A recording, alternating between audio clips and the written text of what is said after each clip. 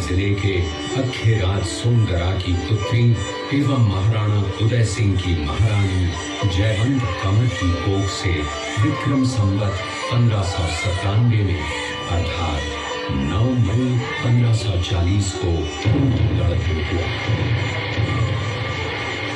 बाल्यकाल चित्तौड़गढ़ में गुजरा।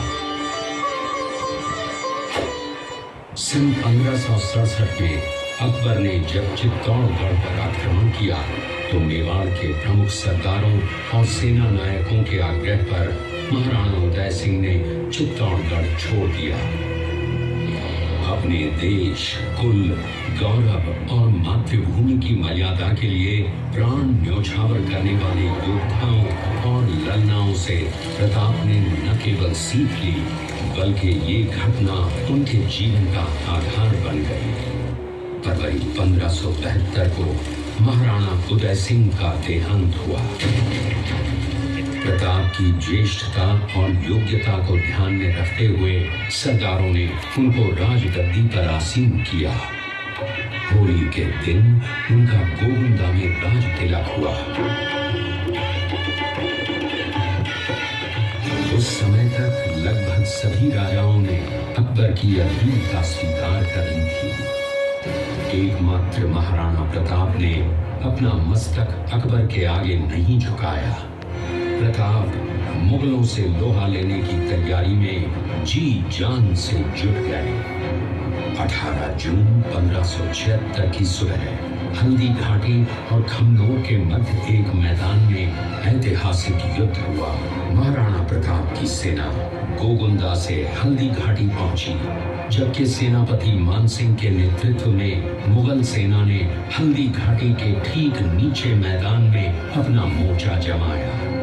मुगल सेना के हरावल दस्ते द्वारा घाटी में घुसपैठ करने के प्रयास की प्रतिक्रिया स्वरूप महाराणा प्रताप की सेना मुगलों पर टूट पड़ी।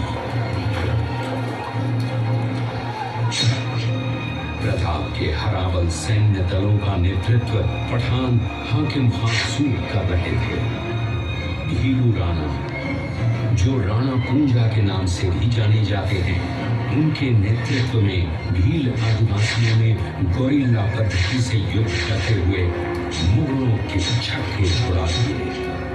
देखते ही देखते शाही सेना में खलबली मच गई। रक्त तलाई घोड़ों की टापों, हाथियों की चिंगारों और तलवारों की झंकारों से गूंज उठी।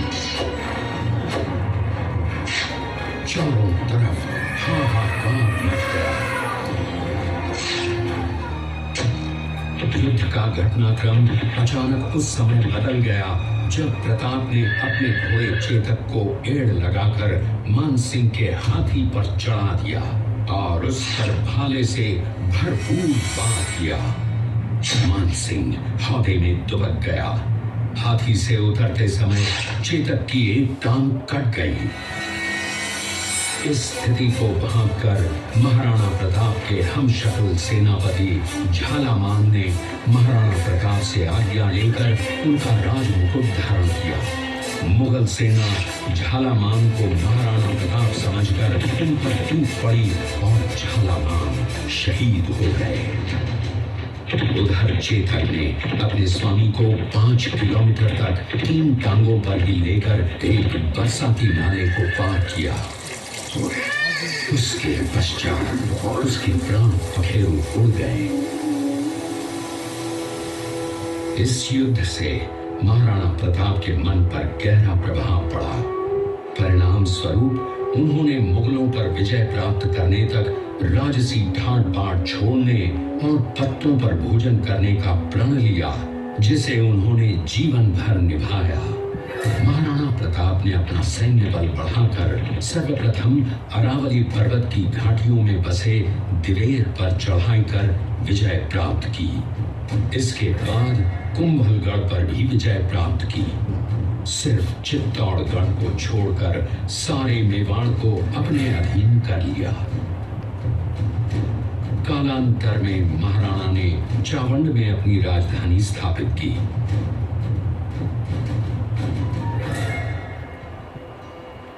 19 जनवरी 1597 को राणा प्रताप ने मात्र 57 वर्ष की आयु में इस संसार से प्रयाण किया।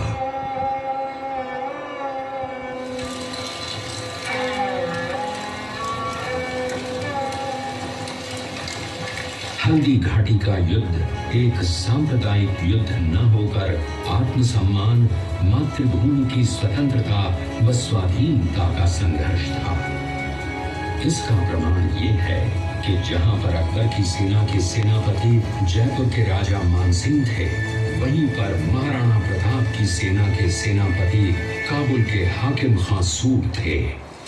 महाराणा प्रताप स्वतंत्रता की वेदी पर एक ऐसा अंगारा था जो आत्मसम्मान व देश गौरव के लिए दिन रात जलता रहा, धधकता रहा और अंत में बुझकर भी उसने देश में ऐसा लौह भर दिया जिसकी प्रखर किरणों ने भारत माता को गुलामी की जंजीरों से मुक्त कराने के लिए सदा प्रेरित किया।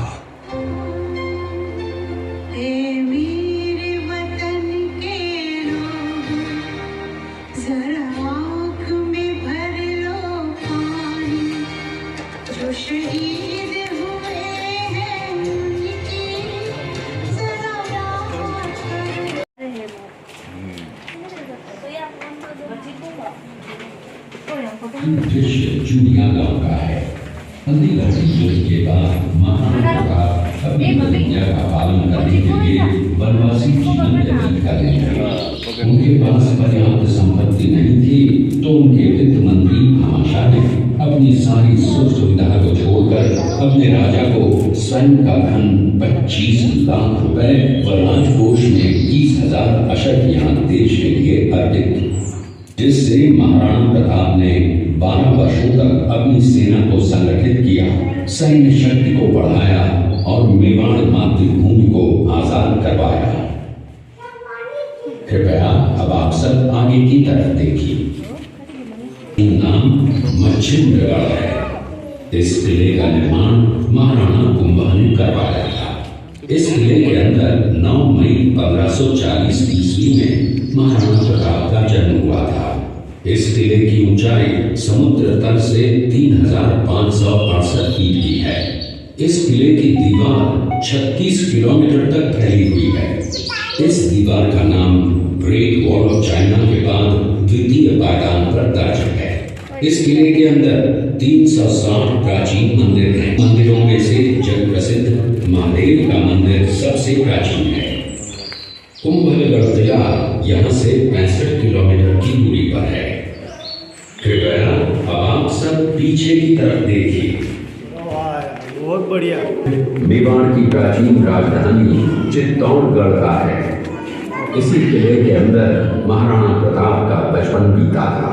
इस किले की तलहटियों में महाराणा प्रताप ने अपने गुरु से शिक्षा प्राप्त की थी। ये किला 12 वर्ग किलोमीटर में फैला हुआ है। इस किले पर जब भी विदेशी आक्रांताओं ने आक्रमण किया और उस आक्रमण में कोई भी राजा व सैनिक वीर गति को प्राप्त कर लेते तो उनकी पत्नियां वीरांगनाएं अपने सतीत्व की रक्षा करने के लिए जलती हुई अग्नि में कूद प्राणों को त्याग देती थी, जिसे हम जौहर कहते हैं। चित्तौड़गढ़ में 3 मुख्य बड़े जौहर हुए थे। प्रथम जौहर 1303 ईस्वी में रानी पद्मिनी ने 16,000 स्त्रियों वीरांगनाओं के साथ जौहर किया था, सिर्फ अल्लाउद्दीन खिलजी के कारण। दूसरा जौहर 1535 ईस्वी में गुजरात के शासक बहादुर शाह के आक्रमण के कारण रानी कर्मावती ने वीरांगनाओं के साथ किया। और तीसरा जौहर 1568 ईस्वी में जब अकबर ने चित्तौड़गढ़ पर आक्रमण किया, उसी समय रानी फूलकुंवरी ने 7,000 वीरांगनाओं के साथ जौहर किया। फिर भी अकबर का मन नहीं भरा और अंत में हजारों आम लोगों का कत्लेआम करवाकर उन्हें मौत के घाट उतारा गया। इस किले में देखने योग्य विजय स्तंभ है, कीर्ति स्तंभ, मीरा मंदिर, जैन मंदिर, कालिका माता मंदिर, भामाशाह हवेली, कुंभाश्याम मंदिर, फतेह प्रकाश महल हैं। ये किला यहाँ से 140 किलोमीटर दूरी पर है। ये देखते हुए सभी अतिथि आगे की तरफ चले। गांव का दृश्य है। अब्दुल रहीम खान खाना अजमेर का सूबेदार था। जब वो शेरपुर पहुंचा तब इसका पता कुंवर अमर सिंह को चला, जो महाराणा प्रताप के पुत्र थे। अमर सिंह ने शेरपुर छावनी पर अचानक आक्रमण कर दिया। उस आक्रमण में मुगल सेना में भगदड़ मच गई। मुगल सेना को अपनी छावनियों को छोड़कर भागना पड़ा। छावनियों के अंदर से लूटा हुआ माल व अब्दुल रहीम खान खाना, जिसकी बेगम आनी खान को बंदी बनाकर महाराणा प्रताप के सामने पेश किया गया। तब अमर सिंह पर महाराणा प्रताप क्रोधित हुए और कहा, जहां से इस नारी को बंदी बनाकर लाए हो, इसे पुनः ससम्मान लौटा कराओ। महाराणा प्रताप ने कहा, हमें नारी से कोई दुश्मनी नहीं है, हमें तो देश विद्रोहियों से दुश्मनी है, जिन्होंने चारों तरफ आतंक फैलाया है। महाराणा प्रताप के आदेश का पालन करते हुए कुंवर अमर सिंह ने उस नारी को ससम्मान छावनी तक पहुंचाया। इस प्रकार महाराणा प्रताप ने अपने क्षत्रिय राजपूत धर्म का पालन किया और पराई स्त्रियों को मां, बेटी और बहन का दर्जा दिया। ये है महाराणा प्रताप का चरित्र और नैतिक उदारता का परिचय। ये देखते हुए सभी अतिथि आगे की तरफ चले। गढ़ का दृश्य देखा। उसी किले के अंदर की ये घटना है। मेवाड़ की एक ऐसी मां थी जिसने अपने पुत्र का बलिदान देकर राजवंश की रक्षा की थी। उस मां का नाम पन्नाधाय था। पन्नाधाय जाति से गुर्जर थी। वो एक राजकुमार की धाई मां थी। दूसरी तरफ हाथ में तलवार लिए खड़ा ये बनवीर सिंह एक दासी पुत्र है। ये कुंवर उदय सिंह की हत्या करके मेवाड़ की राजगद्दी प्राप्त करना चाहता था। एक रात्रि बनवीर सिंह को मौका मिला। वो राजकुमार उदय सिंह के बड़े भाई विक्रमादित्य सिंह की हत्या करके राजमहल की तरफ आगे बढ़ा। इसकी सूचना पन्नाधाय को लग गई। कुछ समय तक पन्नाधाय चिंतित हुई।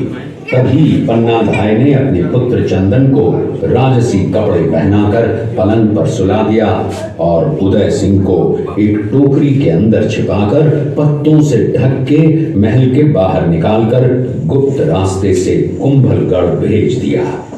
बनवीर सिंह जब तलवार लेकर राजकक्ष में आया तो उसने पन्नाधाय से कड़क आवाज में उदय सिंह के लिए पूछा, तो पन्नाधाय ने चंदन की तरफ इशारा किया। बनवीर ने चंदन को उदय सिंह समझकर चंदन की हत्या कर दी और ये समझने लगा कि मैंने राजकुंवर उदय सिंह को मार दिया। वही राजकुंवर बड़े होकर राजा बने और अपने नाम का उदयपुर नगर बसाया, जो यहाँ से 40 किलोमीटर दूर है। और उन्हीं के पुत्र महाराणा प्रताप हुए, जिन्होंने हल्दी घाटी का युद्ध लड़ा और आज हम लोग उनका इतिहास यहाँ पर देख रहे हैं। आगे चलना है आपको।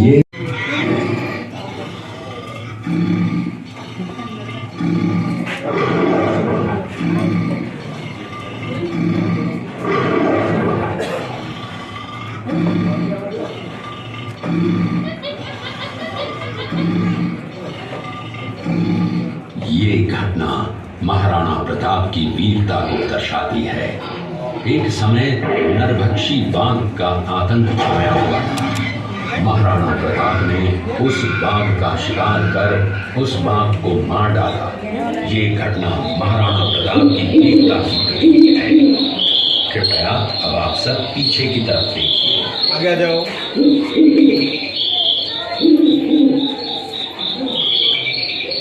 इस दृश्य में देखिए महाराणा प्रताप अपनी प्रतिज्ञा का पालन करते हुए।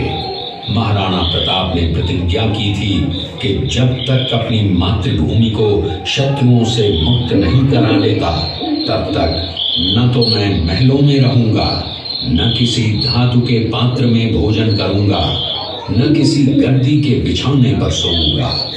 पत्ते ही भोजन के पात्र होंगे, जमीन ही बिछौना होगा। इस प्रतिज्ञा का पालन उन्होंने 21 वर्षों तक जंगलों में रहकर किया। इस दृश्य में देखिए महाराणा प्रताप वृक्ष के नीचे बैठकर पत्तों पर खाना खाते हुए। इसी कारण हम आज भी महाराणा प्रताप को श्रद्धा व सम्मान से याद करते हुए देशभक्ति की प्रेरणा प्राप्त करते हैं। आगे चल।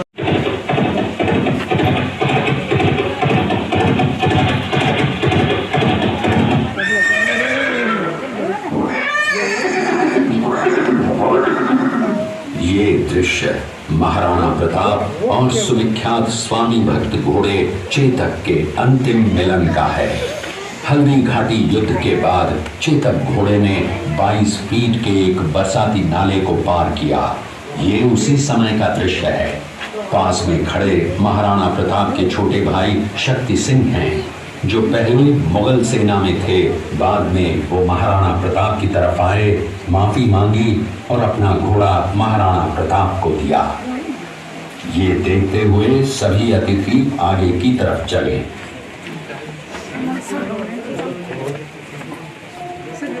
की योजना बनाते हुए ये गुफा यहाँ से 1 किलोमीटर आगे है। ये देखते हुए आप सभी को आगे चलना है।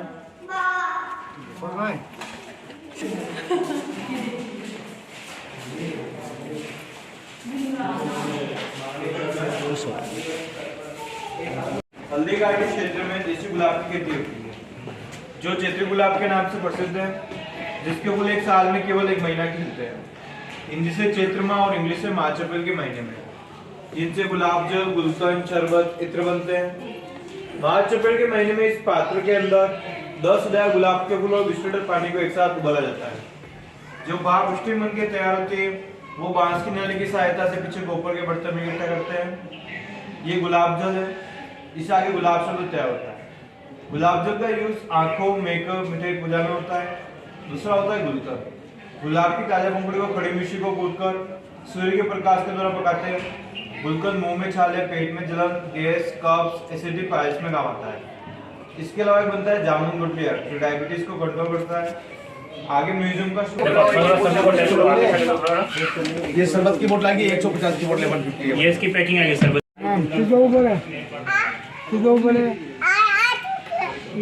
बेल ओए गाय गेला के जल्दी फोटो पड़ाओ।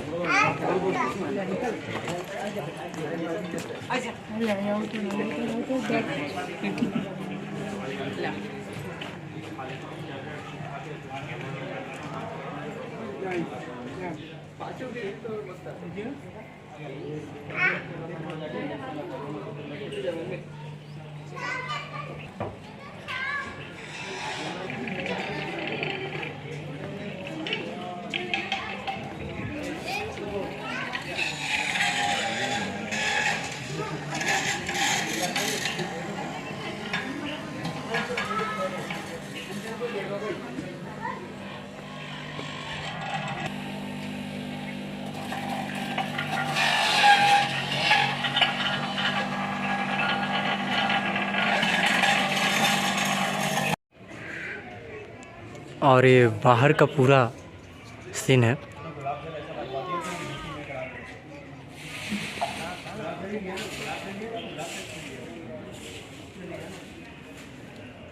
और यही आप सीन जो देख लीजिए, जो अभी हम लोग देखे हैं वीडियो में, जो चेतक ने हाथी के ऊपर पैर रखा था, नीचे जो भाला मारे तो हाथी के जो सूंड में जो तलवार है उससे घोड़े का एक पैर कट गया था।